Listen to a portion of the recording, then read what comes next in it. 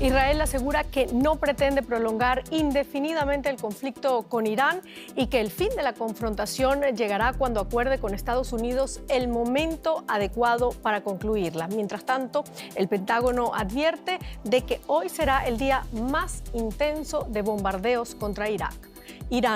Con esto comenzamos nuestro informativo. Lo saluda Silvia Cabrera desde Berlín. Titulares.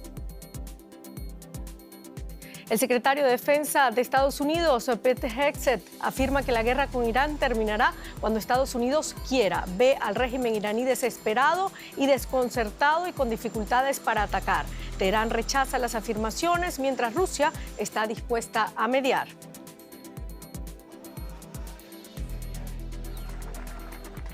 Mientras tanto, crece el malestar entre los aliados republicanos de Trump y su base MAGA, que le reprochan haber incumplido su promesa de no iniciar nuevas guerras mientras el impacto económico del conflicto empieza a sentirse.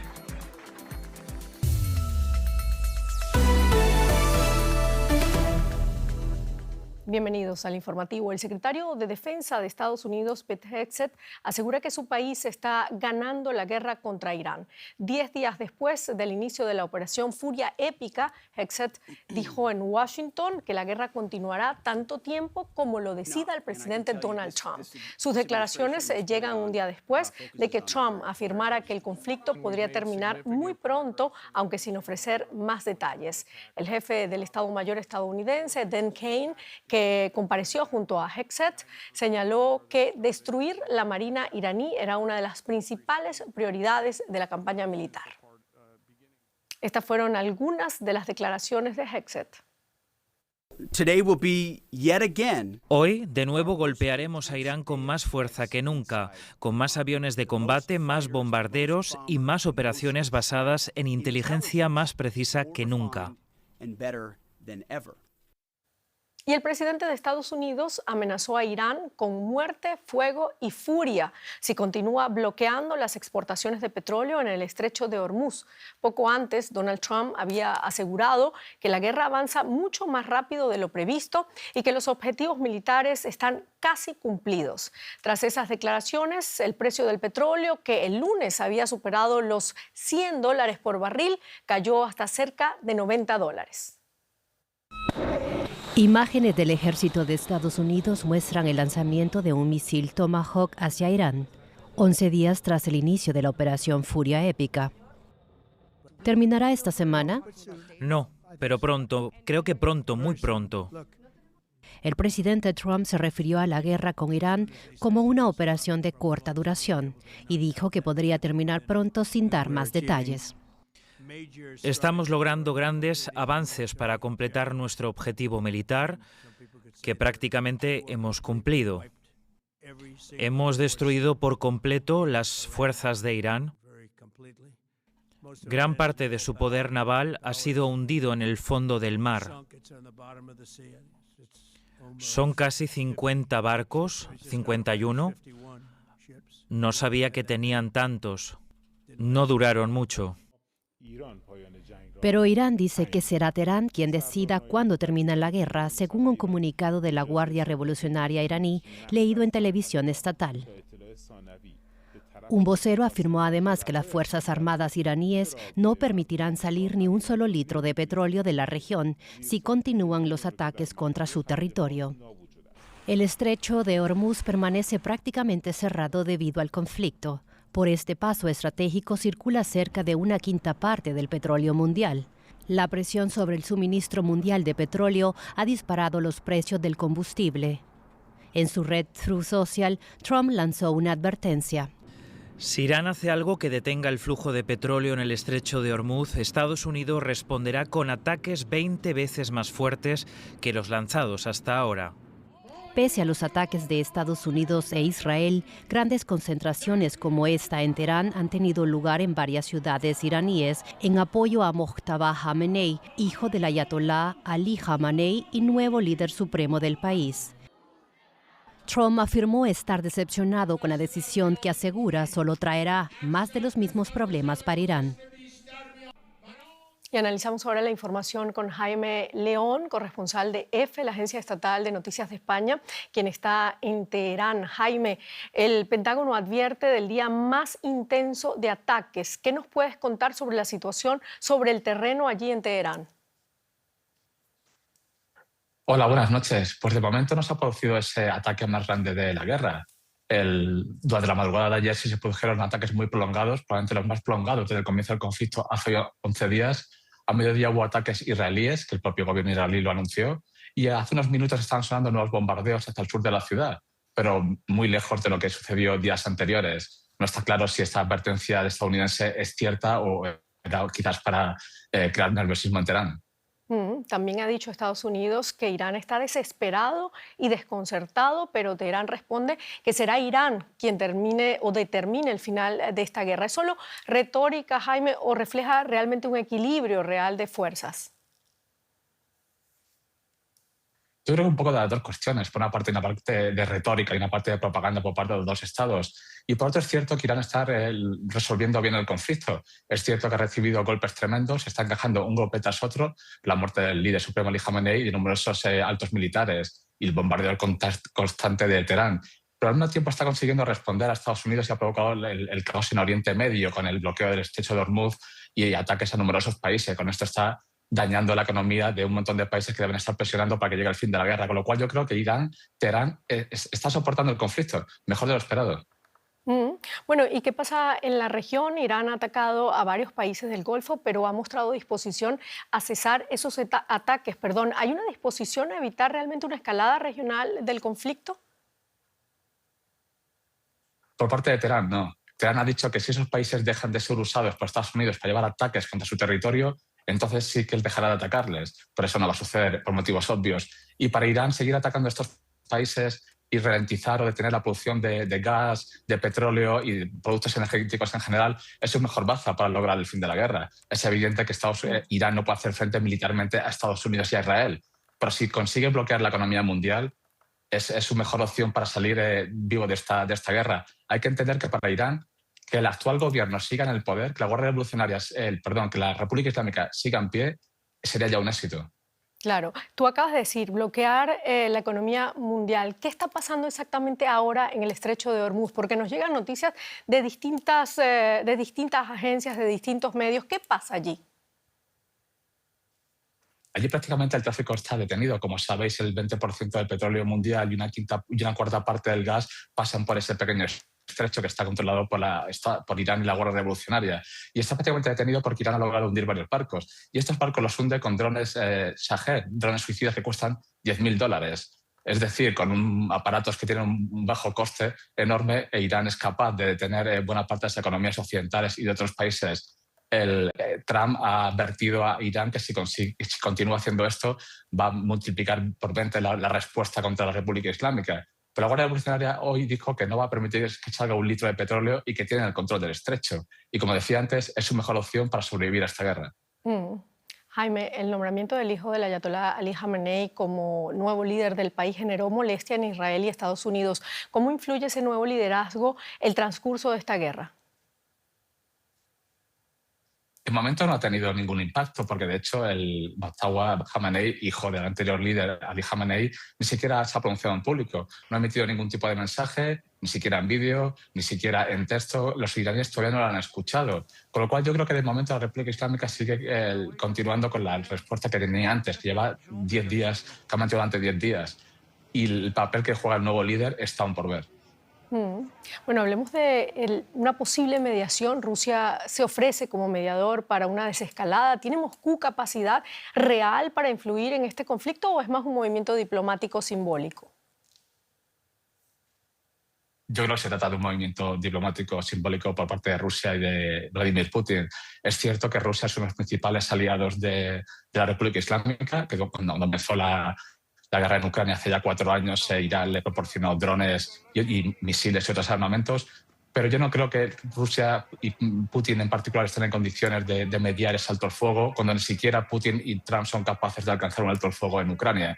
Probablemente sea un gesto por parte de Putin para tratar de elevar su perfil público y hace este juego de que él forma parte de la élite internacional. Interesante lo que dices. Muchísimas gracias, Jaime León, corresponsal de EFE, la Agencia Estatal de Noticias de España, desde Teherán. A vosotros. Seguimos con otras notas de esta guerra. Israel llevó a cabo el martes nuevos bombardeos e incursiones terrestres en el Líbano. Según fuentes del ejército, los objetivos fueron militantes e infraestructura de la milicia chií Hezbollah en la zona del Dahiye, los barrios del sur de la capital, Beirut, y las inmediaciones de la ciudad costera de Tiro. El brazo armado Hezbollah es considerado una organización terrorista por la Unión Europea. Desde que Hezbollah se sumó a la guerra en defensa de Irán, Israel ha llevado a cabo una campaña de bombardeos que ha causado ya 570 muertos y ha desplazado a unas 760.000 personas en el país, según cifras de la Unidad de Gestión de Riesgos en Desastres del Líbano. Israel ha publicado repetidamente órdenes de desplazamiento en barrios densamente poblados de Beirut, incluido el campo de refugiados palestinos de Bor el Barakne. Naciones Unidas asegura que solo en las últimas 24 horas más de 100.000 personas se han visto obligadas a desplazarse dentro del país. Y a medida que se prolonga la guerra en Oriente Medio, aumentan las críticas a la decisión del presidente Donald Trump de atacar Irán. Pero esta vez no solo los demócratas, sino también los republicanos critican lo que califican como una promesa electoral y una contradicción con la política de América Primero. Viajamos al Doral, en Miami, Florida, para averiguar qué opinan sobre el tema tanto sus partidarios como sus detractores. Donald Trump ya lleva 13 meses en el cargo. Su campaña se caracterizó por promesas audaces, reducción de los precios desbocados, poner fin a las guerras interminables de Estados Unidos y publicar los archivos Epstein. Sin embargo, sus detractores afirman que nada de eso ha sucedido. Una mayoría del condado de Miami-Dade votó por Donald Trump en las elecciones presidenciales de 2024. Algo más de 1 año y 2 meses después de su retorno a la Casa Blanca, queremos escuchar de estos simpatizantes si siguen apoyando a su presidente y si están contentos y satisfechos con la forma en la que el presidente Trump está liderando este país. Es increíble, de verdad. Él no es un político, ama a Estados Unidos. ¿Qué es lo que más te gusta de él, si es que puedes mencionar una sola cosa? Pues todo. Es detestable, pero lo amo como presidente. La gente está de su lado, pero tiene miedo de mostrarse. No creo que sea solo un problema de aquí, es un problema internacional. No hablo de política. Esa reticencia a hablar abiertamente política es algo que también encontramos en Doral, cerca de un club de golf propiedad de Trump. Algunos nos dijeron que ahora son más cautelosos que hace pocos años, están cansados de las discusiones políticas y muestran menos disposición a expresar sus opiniones en público. Entre los que hablaron se repetía un mismo tema. Era el presidente de la paz, pero ya ve cómo ha acabado. Prácticamente declaró la guerra a Irán sin la aprobación del Congreso, impuso aranceles y mucha gente lo apoya porque quiere un presidente fuerte, pero la gente también cree en los controles. Debía poner fin a las guerras, no iniciarlas. Y las crecientes críticas al ataque de Estados Unidos e Israel contra Irán y al conflicto en Medio Oriente provienen ahora también de destacadas voces conservadoras. Esta es una guerra de Israel y no de Estados Unidos. Es una guerra que no se está librando en nombre de los objetivos de seguridad nacional estadounidenses. Hay grandes divisiones sobre lo que hemos hecho hasta ahora y la gente va a cambiar de opinión en los próximos días, en un sentido u otro. Pero mi opinión personal es que nadie debería morir por un país extranjero. No creo que esos 4 militares murieran por Estados Unidos. Creo que lo hicieron por Irán y por Israel. Con el aumento del número de bajas militares estadounidenses, aumenta también la presión sobre el gobierno para que explique sus objetivos y los motivos de la guerra. La guerra en Irán parece contradecir y de hecho viola un principio fundamental de cómo Trump había definido MAGA y América Primero durante la mayor parte de la última década. Por lo tanto, tiene este potencial explosivo de parecer una traición. Y eso también se refleja en las encuestas, donde solo 1 de cada 4 estadounidenses aprueba los ataques contra Irán que mataron al líder Ali Khamenei. La encuesta de Reuters Ipsos se publicó menos de 48 horas después de los ataques. La guerra en Irán añade un problema más a los que afronta la administración Trump. Si estás en la Casa Blanca y ves un informe negativo sobre la situación laboral, el aumento de la gasolina, la subida del petróleo, la preocupación por la inflación y una guerra que quién sabe cuándo terminará, es lógico que te preocupe la situación política. Le preguntamos a este partidario de Trump qué opina sobre las críticas a la intervención militar de Estados Unidos y si eso contradice las promesas electorales del presidente. Todo lo que Trump hace para desenredar la locura que rodea al planeta ayuda a Estados Unidos en todos los niveles. Entonces la pregunta es, ¿de qué están hablando? La conclusión es que hay que limpiar el desastre que ha causado Biden y los demócratas siguen causando. Trump afirma que está arreglando los problemas que dejaron sus predecesores, pero según sus críticos, él está creando otros. Y la guerra en Irán puede ser la prueba más difícil a superar en relación a las promesas que le ayudaron a regresar a la Casa Blanca. Hablamos con José Díaz Briceño en Washington. José, la base de Donald Trump suele mezclar un instinto aislacionista con apoyo a demostraciones de fuerza militar. En el conflicto con Irán, ¿qué pesa más entre sus seguidores? Sí, hasta el momento la base del Partido Republicano había estado sólidamente atrás del presidente en las acciones que habían sido relativamente exitosas, incluyendo la intervención militar de este año en Venezuela, así como la guerra de los 12 días a mediados de 2025 contra Irán mismo para destruir sus capacidades nucleares. Y sin embargo, inmediatamente que ocurrió esta guerra más amplia a finales de febrero, cuando fue desatada, las principales figuras del movimiento MAGA, el movimiento que apoya al presidente Donald Trump, nacional populista, tales como Tucker Carlson, el presentador de televisión, y la excongresista Marjorie Taylor Greene, acusaron de traición al presidente Trump por involucrarse en una guerra que consideraron sería sin fin y a las que se habían opuesto previamente por razones tanto fiscales como también de prioridad sobre temas como migración o la frontera. Bueno, acusaciones desde MAGA. ¿Crees que se está gestando una verdadera rebelión dentro del movimiento por la guerra de Trump contra Irán? Hasta el momento, los republicanos, como escuchábamos en el reporte, de alguna u otra manera le están dando el beneficio de la duda al presidente Trump.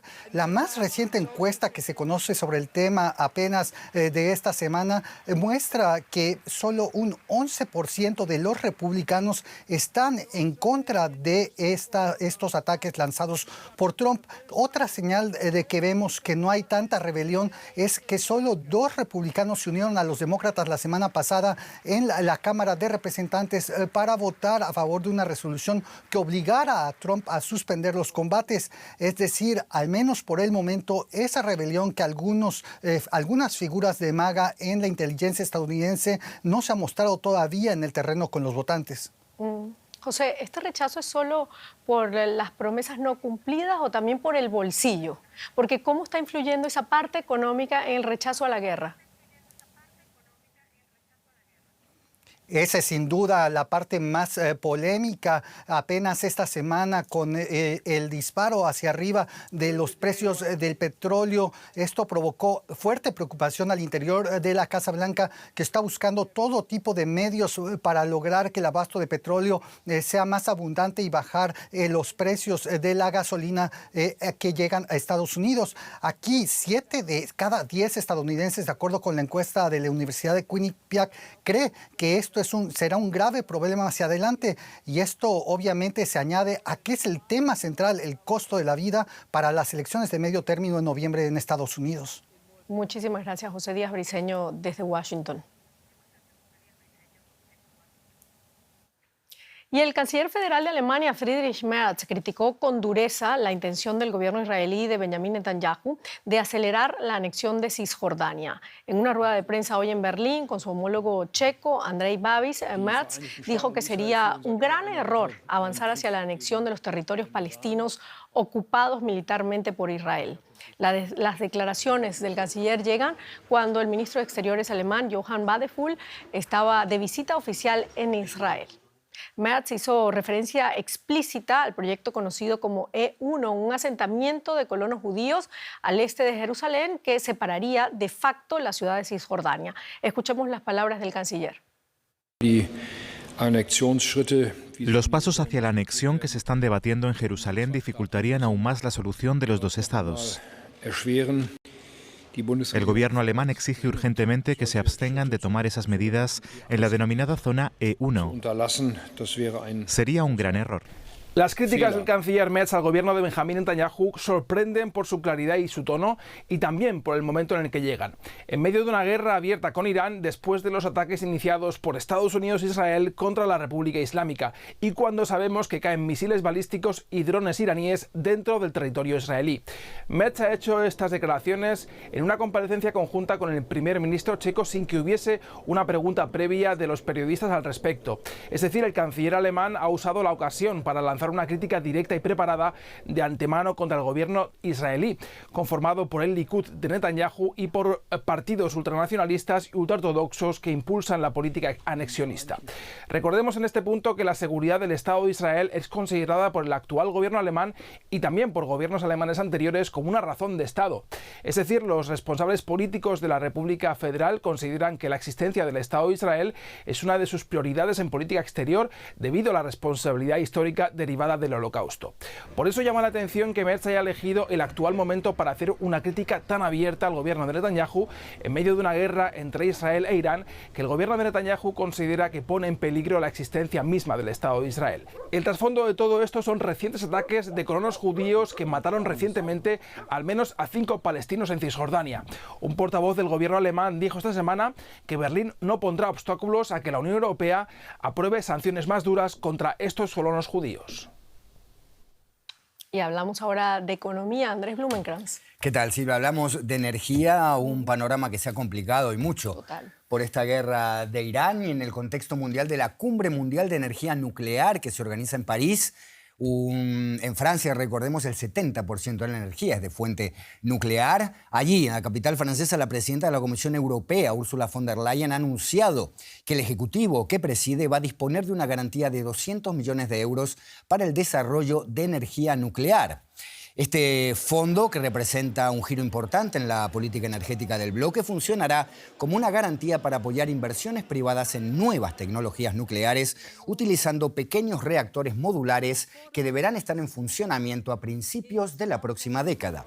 En su discurso, von der Leyen reconoció que Europa cometió un error estratégico al alejarse de la energía nuclear, a la que definió como una fuente de energía asequible y de bajas emisiones.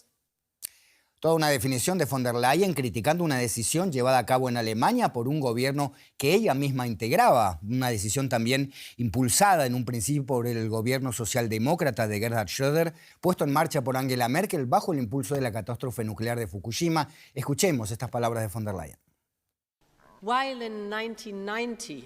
Mientras que en 1990 un tercio de la electricidad de Europa procedía de la energía nuclear, hoy en día solo un 15% proviene de esa fuente.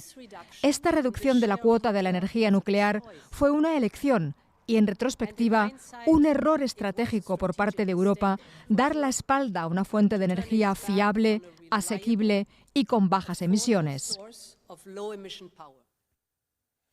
Nos vamos hasta la Bolsa de Frankfurt para entender cómo va a funcionar esta nueva estrategia energética del bloque con nuestro analista Ezequiel Daray, que nos está escuchando allá. Ezequiel, no te vemos, pero sabemos que nos escuchás. Ahí estás. Ezequiel, contanos, ¿puede ser la energía nuclear una forma de reducir los costos y la dependencia energética finalmente de la Unión Europea? Sin dudas, Andrés. En la cumbre de Bélgica, la cumbre de la competitividad que se celebró hace pocas semanas, los líderes decían energía, energía, bajar los costos de la energía, porque en la Unión Europea se paga el doble de costo de energía que, por ejemplo, en los Estados Unidos. Y desde el estallido en la guerra en Irán han aumentado 1.300 millones, se calculan, los costos que paga la industria por la energía. Y esto va a empeorar porque la inteligencia artificial va a agregar un 60% más de requerimientos de energía para 2030 que lo que se utilizó, por ejemplo, en el año 2024. La inteligencia artificial más los automóviles eléctricos van a consumir 5 veces lo que hoy consume la industria. Y como decía von der Leyen, solamente el 15% de la energía que utiliza Europa es nuclear y quieren que para el año 2040 entre la energía nuclear y las renovables se cubra el 90% de las necesidades. Von der Leyen fue clara, Ezequiel dijo que Europa cometió un error al proponerse abandonar la energía nuclear y el mensaje parece estar dirigido sobre todo a Alemania, que abandonó la energía nuclear en 2023. ¿Cómo piensa Alemania volver ahora a usar este tipo de energía? Bueno, hay que decir que Merz está de acuerdo con esto, dijo que también fue un error, que eso llevó a Alemania a tener la transición energética más cara del mundo porque coincidió con dejar de utilizar también el gas ruso y obligó, por ejemplo, a utilizar carbón, una energía sucia. Bueno, Alemania tiene una estrategia diferente, está explorando la fusión nuclear, que no es lo mismo que la fisión nuclear francesa, por ejemplo, que genera energía separando átomos de uranio. Lo que hace la fusión nuclear es generar energía juntando átomos de hidrógeno. Es lo mismo que hace el sol para producir la luz y esto no genera desechos tóxicos. Pero ¿qué pasa? Es una estrategia a largo plazo. La tecnología todavía no está disponible. Lo que sí dijo Merz y también el ministro de Energía, Alemania de ninguna manera va a reintegrar o volver a habilitar los reactores nucleares que apagó en el año 2023. Ezequiel Garay en la Bolsa de Frankfurt. Gracias. Hasta cualquier momento. Silvia Cabrera nos cuenta todavía algo.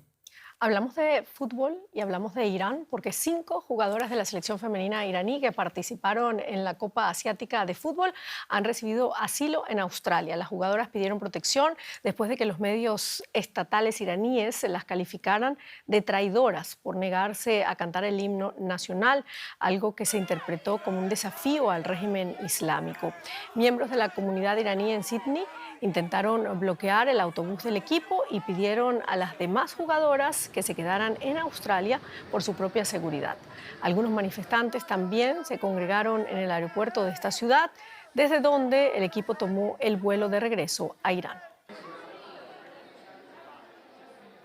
Pero yo me pregunto, hay mucha gente que no se sabe el himno de su país, aquí en Alemania, por ejemplo. Aquí en Alemania no la sabe. No, mucha gente, no todos. Y el de España, mucha gente no sabe la letra del himno español. ¿Y entonces tampoco. qué pasaría ahí en ese momento? ¿Ya? Bueno, ok, esas son otras cosas para analizar. Terminamos. El próximo programa quizás. Nos vamos ahora, nos vemos la próxima. Chao, hasta luego. Gracias por habernos acompañado.